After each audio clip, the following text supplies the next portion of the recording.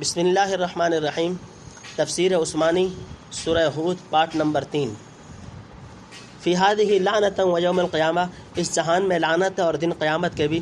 بئس الرفد المرفود، برا انعام ہے جو ان کو ملا۔ نمبر 1، ذالک من انباء القری نقصہ علیک، یہ تھوڑے سے حالات ہیں ان بستیوں کے کہ ہم سناتے ہیں تجھ کو۔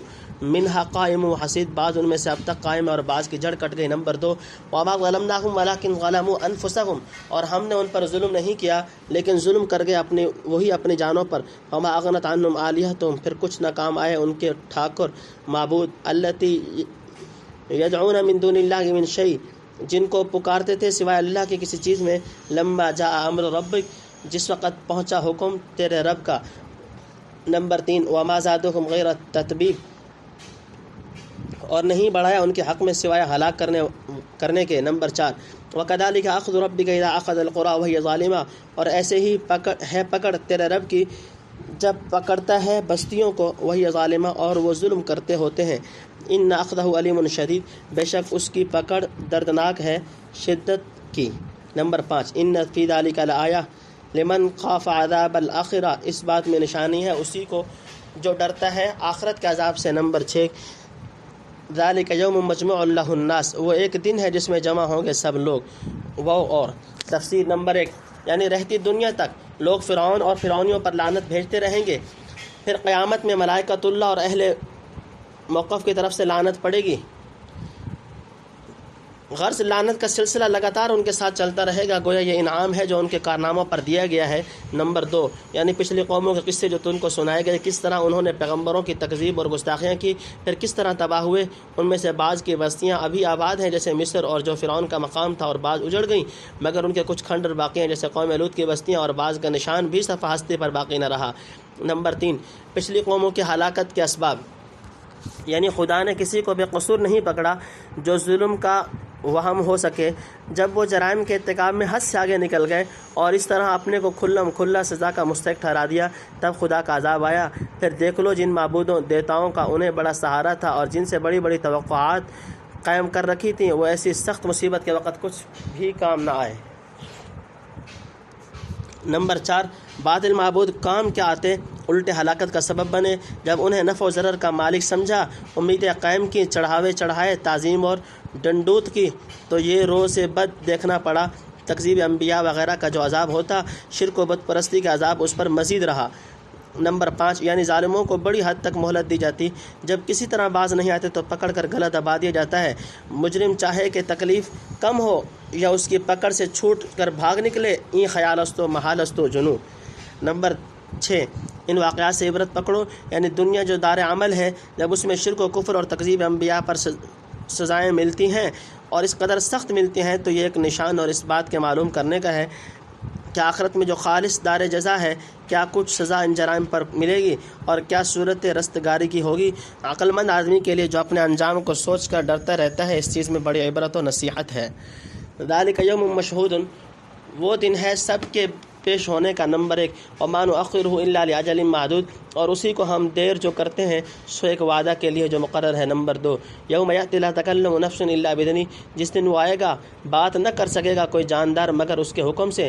فمنہم شقی و سعید، سو ان میں سے بعض بدبخت ہیں اور بعض نیک بخت۔ نمبر 3، فاما الذین شقوا ففی النار لهم فیہا زفیر و شہیق، سو جو لوگ بدبخت ہیں وہ تو آگ میں ہیں، لهم فیہا زفیر، ان کو وہاں چیخنا ہے، و شہیق اور دھاڑنا، خالدین فیہا، پھر ہمیشہ رہیں گے اس میں، ما دامت السماوات والارض، جب تک رہے آسمان اور زمین، الا ما شاء ربک، مگر جو چاہے تیرا رب، ان ربک فعال لما یرید، بے شک تیرا رب کر ڈالتا ہے جو چاہے۔ واما الذین سعدوا، اور جو لوگ نیک بخت ہیں، ففی الجنت، سو جنت میں ہیں، خالدین فیہا، ہمیشہ رہیں گے اس میں، ما دامت السماوات والارض، جب تک رہے آسمان اور زمین، الا ما شاء ربک، مگر جو چاہے تیرا رب، عطاء غیر مجزوز، بخشش ہے بے انتہا۔ نمبر 4، فلا تک فی مریۃ مما یعبد ہؤلاء، سو تو نہ رہے دھوکے میں، مما یعبد ہؤلاء، ان چیزوں سے جن کو پوجتے ہیں، ما یعبدون، یہ لوگ کچھ نہیں پوجتے۔ تفسیر نمبر 1، یعنی تمام دنیا کا بیک وقت فیصلہ اسی دن ہوگا جب سارے اولین و آخرین اکٹھے کیے جائیں گے اور کوئی شخص غیر حاضر نہ رہ سکے گا۔ گویا خدائی عدالت کی سب سے بڑی پیشی کا دن وہی ہوگا۔ نمبر 2، یعنی اللہ کے علم میں جو میعاد مقرر ہے وہ پوری ہو جائے گی، تب وہ دن آئے گا۔ تاخیر سے یہ گمان مت کرو کہ یہ محض فرضی ہو اور وہمی باتیں ہیں۔ نمبر 3، یعنی کوئی شخص ایسی بات جو مقبول اور نافع ہو بدون حکم الہی کے نہ کر سکے گا، اور معاشر کے بعض مواقف میں تو مطلقاً ایک حرف بھی اذن و اجازت کے بدون منہ سے نہ نکال سکیں گے۔ نمبر 4، ایک اشکال اور اس کا جواب۔ ان آیات کے 2 معنی ہو سکتے ہیں۔ ایک یہ کہ جس قدر مدت آسمان و زمین دنیا میں باقی رہے اتنی مدت تک اشقیاء دوزخ میں اور سعداء جنت میں رہیں گے، مگر جو اور زیادہ چاہے تیرا رب وہ اسی کو معلوم ہے، کیونکہ ہم جب طویل سے طویل زمانہ کا تصور کرتے ہیں تو اپنے ماحول کے اعتبار سے بڑی مدت یہی خیال میں آتی ہے۔ اس لیے مادامت السماوات والارض وغیرہ الفاظ محاورات عرب میں دوام کے مفہوم کو ادا کرنے کے لیے بولے جاتے ہیں۔ باقی دوام و ابدیت کے اصلی مدلول جسے لامحدود زمانہ کہنا چاہیے وہ حق تعالیٰ ہی کے علم میں غیر متناہی کے ساتھ مختص ہے، جس کو ما شاء ربک سے ادا کیا ہے۔ دوسرے معنی آیت کے یہ ہو سکتے ہیں کہ لفظ مادامت السماوات والارض کو کنایہ دوام سے مانا جائے، یا آسمان و زمین سے آخرت کا زمین و آسمان مراد لیا جائے، جیسے فرمایا یوم تبدل الارض غیر الارض والسماوات، سورہ ابراہیم رکوع نمبر 7۔ مطلب یہ ہے کہ اشقیاء دوزخ اور سعداء جنت میں اس وقت تک رہیں گے جب تک آخرت کے زمین و آسمان باقی رہیں،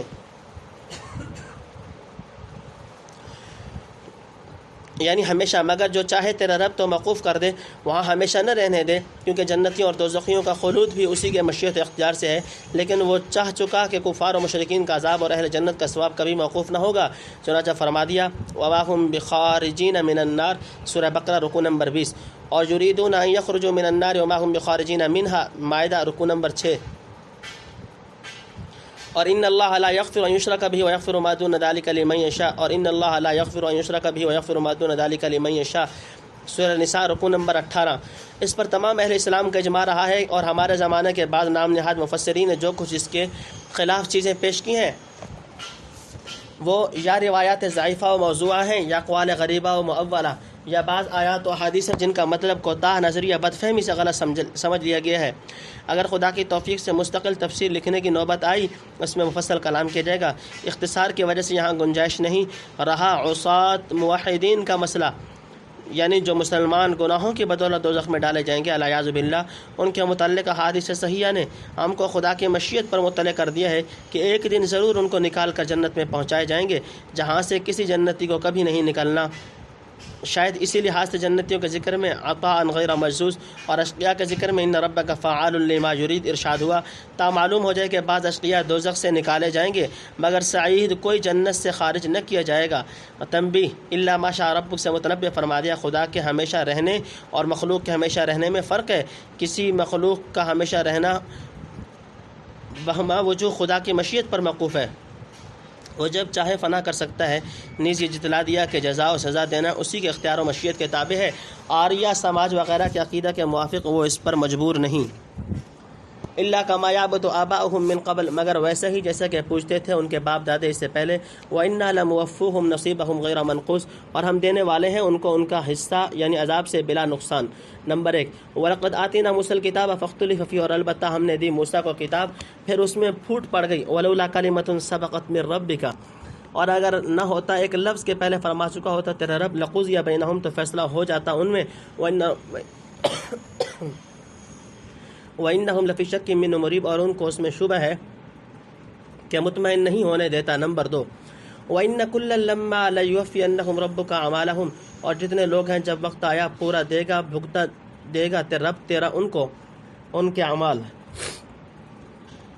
انہ بما یعملون خبیر، اس کو سب خبر ہے جو کچھ وہ کر رہے ہیں۔ نمبر 3، فاستقم کما امرت ومن تاب معک، سو تو سیدھا چلا جا جیسا تجھ کو حکم ہوا، ومن تاب معک، اور جس نے توبہ کی تیرے ساتھ، ولا تطغوا، اور حد سے نہ بڑھو، انہ بما تعملون بصیر، بے شک وہ دیکھتا ہے جو کچھ تم کرتے ہو۔ نمبر 4، ولا ترکنوا الی الذین ظلموا فتمسکم النار، اور مت جھکو ان کی طرف جو ظالم ہیں پھر تم کو لگے گی آگ۔ وما لکم من دون اللہ، اور کوئی نہیں تمہارا اللہ کے سوا۔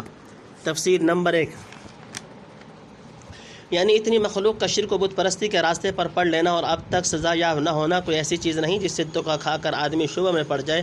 یہ لوگ اپنے باپ دادوں کی قرآنہ تقلید کر رہے ہیں، وہ جھوٹے معبود ان کے کیا کام آئے جو ان کے کام آئیں گے۔ یقیناً ان سب کو آخرت میں عذاب کا پورا حصہ ملے گا جس میں کوئی کمی نہ ہوگی یا کبھی کم نہ کیا جائے گا۔ گویا لفظ غیر منقوص عطاء غیر مجزوز کے مقابل ہوا۔ بعض مفسرین کہتے ہیں کہ دنیا میں رزق وغیرہ کا جو حصہ مقدر ہے وہ پورا ملے گا، پھر شرک کی پوری سزا بھگتیں گے۔ نمبر 2، خیر و شرک کے اختلاف کی حکمت۔ موسیٰ علیہ السلام کو تورات دے کر بھیجا تو آپس میں پھوٹ پڑ گئی، کسی نے قبول کیا کسی نے نہیں کیا، جس طرح آج قرآن عظیم کے متعلق یہی اختلاف ہو رہا ہے۔ بے شک خدا کا قدرت ہے کہ یہ اختلاف و تفریق پیدا نہ ہونے دیتا، یا پیدا ہو چکنے کے بعد تمام مکذبین کا فوراً استحصال کر کے سارے جھگڑے ایک دم میں چکا دیتا، مگر اس کی حکمت تکوینی اس کو مقتضی نہ ہوئی۔ ایک بات اس کے یہاں پہلے سے طے شدہ ہے کہ انسان کو ایک خاص حد تک کسب و اختیار کی آزادی دے کر آزمائے کہ وہ کس راہ پر چلتا ہے۔ آیا خالق و مخلوق کا ٹھیک حق پہچان کر خدا کی رحمت و کرامت کا مستحق بنتا ہے، یا کج روی اور غلط کاری سے فطرت صحیحہ کی رہنمائی کو خیر آباد کہہ کر اپنے کو غضب و سخت کا مظہر ٹھہراتا ہے۔ لیبلوکم ایکم احسن عملا، اسی مقصد کو پیش نظر رکھتے ہوئے انسان کی ساخت ایسی بنائی کہ وہ نیکی یا بدی کے اختیار کرنے میں بالکل مجبور و مضطر نہ ہو۔ اس کا لازمی نتیجہ یہ ہے کہ دنیا میں خیر و شر اور نیکی و بد کی باہمی آویزش جاری ہے، بعدہ مرحوم مغصوب علیحدہ کیے جائیں، تا الا من رحم ربک کے ساتھ لأملأن جہنم من الجنۃ والناس والی بات بھی اللہ اکبر بات بھی پوری ہو۔ غالباً یہی وہ کلمہ لفظ ہے جو اگر نہ فرما چکا ہوتا تو سب اختلافات کا ایک دم خاتمہ کر دیا جاتا۔ عام لوگ ان حکمتوں کو نہ سمجھ سکنے کی وجہ سے شک میں پڑے ہوئے ہیں کہ آئندہ بھی ان اختلافات کا فیصلہ ہوگا یا نہیں ہوگا۔ نمبر 3، یعنی ابھی وقت نہیں آیا ہر ایک کے عمل کا پورا بھگتان کیا جائے، لیکن جب وقت آئے گا تو یقیناً ذرہ ذرہ کا حساب کر دیا جائے گا۔ تاخیر عذاب سے یہ نہ سمجھو کہ اسے تمہارے اعمال کی خبر نہیں۔ نمبر 4، عوامہ پر استقامت کا حکم۔ آپ ان مشرکین کی جھنجھٹ میں نہ پڑیے، آپ کو اور ان لوگوں کے جنہوں نے کفر وغیرہ سے توبہ کر کے آپ کی محض اختیار کر لی اور حق تعالیٰ کی طرف رجوع کیا، احکام الہیہ پر نہایت پامردی اور استقلال کے ساتھ ہمیشہ جمے رہنا چاہیے۔ عقائد، اخلاق، عبادات، معاملات، دعوت و تبلیغ وغیرہ ہر چیز میں افراط یا تفریط سے علیحدہ ہو کر توسط و استقامت کی راہ پر سیدھے چلے جاؤ۔ کسی معاملے میں افراط و تفریط کی جانب اختیار کر کے حد سے نہ نکلو، اور یقین رکھو کہ حق تعالیٰ ہر آن تمہارے اعمال کو دیکھ رہا ہے۔ من اولیاء ثم لا تنصرون، مددگار پھر کہیں مدد نہ پاوے گے۔ نمبر 1، واقم الصلاۃ طرفی النہار وزلفا من اللیل، اور قائم کر نماز کو دونوں طرف دن کے اور کچھ ٹکڑوں میں رات کے۔ نمبر 2، ان الحسنات یذھبن السیئات، البتہ نیکیاں دور کرتی ہیں برائیوں کو۔ ذالک ذکری للذاکرین، یہ یادگاری ہے یاد رکھنے والوں کو۔ نمبر 3، واصبر فإن اللہ لا یضیع اجر المحسنین، اور صبر کر البتہ اللہ ضائع نہیں کرتا ثواب نیکی کرنے والوں کا۔ نمبر 4، فلولا کان من القرون من قبلکم اولو بقیۃ، سو کیوں نہ ہوئے ان جماعتوں میں جو تم سے پہلے تھیں ایسے لوگ جن میں عصر خیر رہا ہو، ینہون عن الفساد فی الارض، کہ منع کرتے رہے بگاڑ کرنے سے ملک میں، الا قلیلا ممن انجینا منہم، مگر تھوڑے کہ جن کو ہم نے بچا لیا ان میں سے۔ واتبع الذین ظلموا ما اترفوا فیہ، اور چلے وہ لوگ جو ظالم تھے وہی راہ جس میں عیش سے رہے تھے، وکانوا مجرمین، اور تھے گناہ گار۔ نمبر 5، وما كان ربك ليهلك القرى بظلم واهلها مصلحون، اور تیرا رب ہرگز ایسا نہیں کہ ہلاک کرے بستیوں کو زبردستی، واهلها مصلحون، اور لوگ وہاں کے نیک ہو۔ نمبر 6، ولو شاء، اور اگر چاہتا ہے۔ نمبر 1، پہلے لا تطغوا میں حد سے نکلنے کو منع کیا تھا، اب بتلاتے ہیں کہ جو لوگ ظالم حد سے نکلنے والے ہیں ان کی طرف تمہارا ذرا سا میلان اور جھکاؤ بھی نہ ہو۔ ان کے موالات، مصاحبت، تعظیم و تکریم، مدح و ثنا، ظاہری تشبہ، اشتراک عمل، ہر بات سے حسب مقدور محترز رہو، مبادا آگ کے لپٹ تم کو نہ لگ جائے، پھر نہ خدا کے سوا تم کو کوئی مددگار ملے گا نہ خدا کی طرف سے کوئی مدد پہنچے گی۔ نمبر 2، نمازوں کے اوقات۔ ظالموں کی طرف مت جھکو بلکہ خدا وحدہ لا شریک لہ کی طرف جھکو، یعنی صبح و شام اور رات کی تاریکی میں خشوع و خضوع سے نمازیں ادا کرو، یہی بڑا ذریعہ خدا کی مدد حاصل کرنے کا ہے۔ تنبیہ، دن کے دونوں طرف یعنی طلوع و غروب سے پہلے فجر اور عصر کی نمازیں مراد ہیں، یہ ایک طرف فجر اور دوسری طرف مغرب کو رکھا جائے کہ وہ بھی بالکل غروب کے متصل ہوتی ہے، اور بعض سلف کے نزدیک اس میں فجر اور ظہر عصر تینوں نمازیں داخل ہیں، گویا دن کے 2 حصے کر کے پہلے حصے میں فجر کو اور دوسرے حصے میں جو نصف النہار سے شروع ہو کر غروب پر ختم ہوتا ہے دونوں نمازوں ظہر و عصر کو شمار کر لیا، اور زلفا من اللیل سے فقط عشاء یا مغرب و عشاء دونوں مراد ہیں۔ ابن کثیر نے یہ احتمال بھی لکھا ہے کہ طرف النہار سے فجر و عصر اور زلفا من اللیل سے تہجد مراد ہو، کیونکہ ابتداء اسلام میں یہی 3 نمازیں فرض تھیں۔ بعدہ تہجد کی فرضیت منسوخ ہوئی اور باقی 2 کے ساتھ 3 کا اضافہ کیا گیا، واللہ عالم۔ نمبر 3، نماز کے فوائد، یعنی نمازوں کا قائم رکھنا خدا کی یادگاری ہے، جس سے دوسری جگہ فرمایا اقم الصلاۃ لذکری، یا یہ مطلب ہے ان الحسنات یذھبن السیئات کا ضابطہ یاد رکھنے والوں کے لیے یاد رکھنے کی چیز ہے جسے کبھی فراموش نہ کرنا چاہیے، کیونکہ اس سے مومن کو نیکیوں کی طرف خاص ترغیب ہوتی ہے۔ حضرت شاہ صاحب لکھتے ہیں کہ نیکیاں دور کرتی ہیں برائیوں کو 3 طرح۔ جو نیکیاں کرے گا اس کی برائیاں معاف ہوں گی، جو نیکیاں اختیار کرے گا اس سے خوب برائیوں کو چھوٹے، اور جس ملک میں نیکیوں کا رواج ہو وہاں ہدایت آئے اور گمراہی مٹے، لیکن تینوں جگہ وزن غالب، چاہے جتنا میل اتنا صابن۔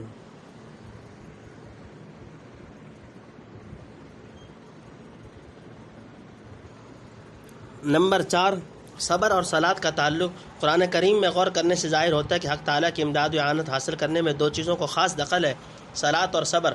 واستعینوا بالصبر والصلاۃ، بقرہ، یہاں بھی صلاۃ کے بعد صبر کا حکم فرمایا۔ مطلب یہ ہے کہ مومن خدا کی عبادت و فرما برداری میں ثابت قدم رہے اور کسی دکھ درد کی پرواہ نہ کرے، تب خدا کی مدد و نصرت حاصل ہوتی ہے۔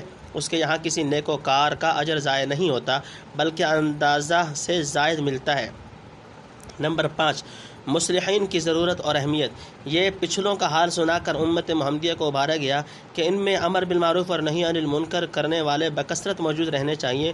گزشتہ قومیں اس لیے تباہ ہوئیں، عام طور پر لوگ عیش و عشرت کے نشے میں چور ہو کر جرائم کا ارتکاب کرتے رہے، اور بڑے بااثر آدمی جن میں کوئی اثر خیر کا باقی تھا انہوں نے منع کرنا چھوڑ دیا۔ اس طرح کفر و عصیان اور ظلم و طغیان سے دنیا کی جو حالت بگڑ رہی تھی اس کا سنوارنے والا کوئی نہ رہا۔ چند گنتی کے آدمیوں نے امر بالمعروف کی کچھ آواز بلند کی، مگر نقار خانہ میں طوطی کی صدا کون سنتا تھا؟ نتیجہ یہ ہوا کہ وہ منع کرنے والے عذاب سے محفوظ رہے، باقی سب قوم تباہ ہو گئی۔ شاہ صاحب لکھتے ہیں کہ نیک لوگ غالب ہوتے تو قوم ہلاک نہ ہوتی، تھوڑے تھے سو آپ بچ گئے۔ حدیث صحیح میں ہے جب ظالم کا ہاتھ پکڑ کر ظلم سے نہ روکا جائے گا اور لوگ امر بالمعروف اور نہی عن المنکر کو ترک کر بیٹھیں گے تو قریب ہے خدا تعالیٰ ایسا عام عذاب بھیجے جو کسی کو نہ چھوڑے، الیاذ باللہ۔ نمبر 6، یعنی جس بستی کے لوگ اپنی حالت درست کرنے کی طرف متوجہ ہوں، نیکی کو رواج دیں، ظلم و فساد کو دور کریں، تو خداوند قدوس کی یہ شان نہیں کہ خواہ مخواہ انہیں زبردستی پکڑ کر ہلاک کر دے۔ عذاب اس وقت آتا ہے جب لوگ کفر و عصیان یا ظلم و طغیان میں حد سے نکل جائیں۔ ربک لجعل الناس امۃ واحدہ، تیرا رب کر ڈالتا لوگوں کو ایک راستہ پر، ولا یزالون مختلفین، اور ہمیشہ رہتے ہیں اختلاف میں، الا من رحم ربک، مگر جن پر رحم کیا تیرے رب نے۔ نمبر 1، ولذلک خلقہم، اور اسی واسطے ان کو پیدا کیا ہے، وتمت کلمۃ ربک لأملأن جہنم من الجنۃ والناس اجمعین، اور پوری ہوئی بات تیرے رب کی کہ البتہ بھر دوں گا دوزخ جنوں سے اور آدمیوں سے اکٹھے۔ نمبر 2، وَكُلًّا نَقُصُّ عَلَيْكَ مِنْ أَنْبَاءِ الرُّسُلِ مَا نُثَبِّتُ بِهِ فُؤَادَكَ، اور سب چیزیں بیان کرتے ہیں ہم تیرے پاس رسولوں کے حوال سے جس سے تسلی دے تیرے دل کو۔ وَجَاءَكَ فِي هَذِهِ الْحَقُّ وَمَوْعِظَةٌ وَذِكْرَىٰ لِلْمُؤْمِنِينَ، اور آئی تیرے پاس اس صورت میں تحقیقی بات اور نصیحت اور یادداشت ایمان والوں کو۔ نمبر 3، وَقُلْ لِلَّذِينَ لَا يُؤْمِنُونَ اعْمَلُوا عَلَىٰ مَكَانَتِكُمْ، اور کہہ دے ان کو جو ایمان نہیں لاتے کام کیے جاؤ اپنی جگہ پر، اِنَّا عَامِلُونَ، ہم بھی کام کرتے ہیں، وَانتَظِرُوا اِنَّا مُنتَظِرُونَ، اور انتظار کرو ہم بھی منتظر ہیں۔ نمبر 4، وَلِلَّهِ غَيْبُ السَّمَاوَاتِ وَالْأَرْضِ، اور اللہ کے پاس ہے چھپی بات آسمانوں کی اور زمین کی۔ وَإِلَيْهِ يُرْجَعُ الْأَمْرُ كُلُّهُ، اور اسی کی طرف رجوع ہے سب کام کا۔ فَاعْبُدْهُ، سو اسی کی بندگی کر۔ تفسیر۔ نمبر 1، یعنی جیسا کہ بارہا پہلے لکھا جا چکا کہ خدا تعالیٰ کی حکمت تکوینی اس کو مقتضی نہیں ہوئی کہ ساری دنیا کو ایک ہی راستہ پر ڈال دیتا، اس لیے حق کے قبول کرنے نہ کرنے میں ہمیشہ اختلاف رہتا ہے اور رہے گا، مگر فی الحقیقت اختلاف اور پھوٹ ڈالنے والے وہ لوگ ہیں جنہوں نے صاف اور صریح فطرت کے خلاف حق کو جھٹلایا۔ اگر فطرت سلیمہ کے موافق سب چلتے تو کوئی اختلاف نہ ہوتا، اس لیے الا من رحم ربک سے متنبع فرما دیا کہ جن پر خدا نے ان کی حق پرستی کی بدولت رحم کیا وہ اختلاف کرنے والوں سے مستثنیٰ ہے۔ نمبر 2، تخلیق کے عالم کی غرض و غایت، یعنی دنیا کی آفرینش سے غرض یہی ہے کہ حق تعالیٰ کی ہر قسم کی صفات جمالیہ و قہریہ کا ظہور ہوا، اس لیے مظاہر کا مختلف ہونا ضروری ہے تاکہ ایک جماعت اپنے مالک کی وفاداری و اطاعت دکھا کر رحمت و کرم اور رضوان و غفران کا مظہر بنے جو الا من رحم ربک کے مصداق ہے، اور دوسری جماعت اپنی بغاوت و غداری سے اس کی صفت عدل و انتقام کا مظہر بن کر حبس دوام کی سزا بھگتے۔ جس پر خدا کی یہ بات پوری ہو، لَأَمْلَأَنَّ جَهَنَّمَ مِنَ الْجِنَّةِ وَالنَّاسِ اجمعین، بہرحال آفرینش عالم کا تشریعی مقصد عبادت ہے، وَمَا خَلَقْتُ الْجِنَّ وَالْإِنسَ إِلَّا لِيَعْبُدُونِ، الذاریات رکوع نمبر 3۔ اور تکوینی غرض یہ ہے کہ تشریعی مقصد کو اپنے کسب و اختیار سے پورا کرنے اور نہ کرنے والے دو گروہ ایسے موجود ہیں جو حق تعالیٰ کی صفات جلالیہ یا بالفاظ دیگر لطف و قہر کے مورد و مظہر بن سکیں۔ در کارخانہ عشق از کفر ناگزیرست، دوزخ کرا بسوز دیگر بو لہب ناباشد۔ پھر لطف و کرم کے مظاہر بھی اپنے مدارج جو استعداد عمل کے اعتبار سے مختلف ہوں گے۔ گلہائے رنگ رنگ سے ہے رونق چمن، اے ذوق اس چمن کو ہے زیب اختلاف سے۔ نمبر 3، قصص قرآن کی حکمت و فوائد۔ اوپر بہت سے انبیاء اور رسل کے قصص مذکور ہوئے تھے، اب ختم صورت پر ذکر قصص کی بعض حکمتوں پر تنبیہ فرماتے ہیں، یعنی گزشتہ اقوام اور رسل کے واقعات سن کر انبیاء علیہ السلام کے قلب بیش از بیش ساکن و مطمئن ہوتا ہے اور امت کو تحقیقی باتیں معلوم ہوتی جن میں نصیحت و تذکیر کا بڑا سامان ہے۔ آدمی جب سنتا ہے کہ میرے ابنائے نو پہلے فلاں جرائم کے پاداش میں ہلاک ہو چکے ہیں تو ان سے بچنے کی کوشش کرتا ہے، اور جب دیکھتا ہے کہ فلاں راستہ اختیار کرنے سے پچھلوں کو نجات ملی تو طبعاً اس کی طرف دوڑتا ہے۔ پھر حقیقت قرآن کریم میں قصص کا حصہ اس قدر مؤثر و مذکر واقع ہوا ہے کہ کوئی شخص جس میں تھوڑا سا آدمیت کا جز ہو اور خوف خدا کی ذرا سی ٹیس دل میں رکھتا ہو انہیں سن کر متاثر ہوئے بغیر نہیں رہ سکتا۔ باقی قصص یا بعض دوسرے مضامین کی تکرار جو قرآن کریم میں پائی جاتی ہے، اس پر ہم نے رسالہ القاسم کے ابتدائی دور میں مستقل مضمون لکھا ہے، اسے ملاحظہ کر لیا جائے۔ نمبر 4، حضرت صلی اللہ علیہ وسلم کو توکل کا حکم۔ اسی مضمون کی آیت پہلے اسی صورت میں گزر چکی۔ مطلب یہ ہے کہ اگر میری بات نہیں مانتے تو بہتر ہے تم اپنی ضد پر جمے رہو، میں اپنے مقام پر مستقیم ہوں، نیز تم میرے لیے حوادث دہر کا انتظام کرتے رہو، میں تمہارے انجام بد کا منتظر ہوں۔ چند روز میں پتہ چل جائے گا کہ ظالموں کا اونٹ کس کروٹ میں بیٹھتا ہے۔ یتربصون بکم الدوائر علیہم دائرۃ السوء۔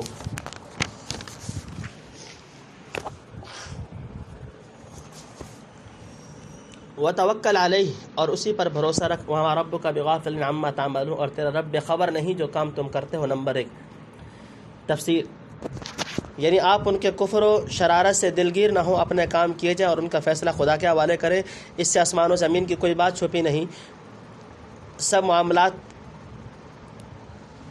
ہر پھر کر اسی کی طرف لوٹنے والے ہیں، وہاں ان کو پتہ لگ جائے گا کہ وہ کس خبط میں پڑے ہوئے تھے۔ آپ تو دل و جان سے اپنے پروردگار کی بندگی اور فرما برداری میں لگے رہیے اور تنہا اسی کی اعانت پر بھروسہ رکھیے، وہ تمہارے مخلصانہ اعمال سے بے خبر نہیں، ان کے مناسب تم سے معاملہ کرے گا۔ حدیث میں ہے کہ صحابہ رضی اللہ تعالیٰ عنہ نے سوال کیا، یا رسول اللہ، آپ پر بڑھاپے کے آثار بہت جلد آ گئے۔ آپ صلی اللہ تعالیٰ علیہ وسلم نے فرمایا، شیبتنی ہود و اخواتها، سورہ ہود اور اس کی بہنوں نے مجھے بوڑھا کر دیا۔ بعض علماء نے لکھا کہ سورہ ہود کی جس آیت نے آپ کو بوڑھا کر دیا تھا یہ تھی، فاستقم کما امرت ومن تاب معك ولا تطغوا انه بما تعملون بصیر۔ رزقنا اللہ سبحانہ وتعالی الاستقامت علی دینہ وسنت نبی صلی اللہ علیہ وسلم۔ تم سورہ ہود بفضلہ ومنہ۔ سورہ ہود اپنے اختتام کو پہنچی۔ اللہ تعالی بقیہ کلام پاک کا حصہ جلد از جلد اپنی خاص رحمت سے مکمل فرمانے کی توفیق عطا فرمائے۔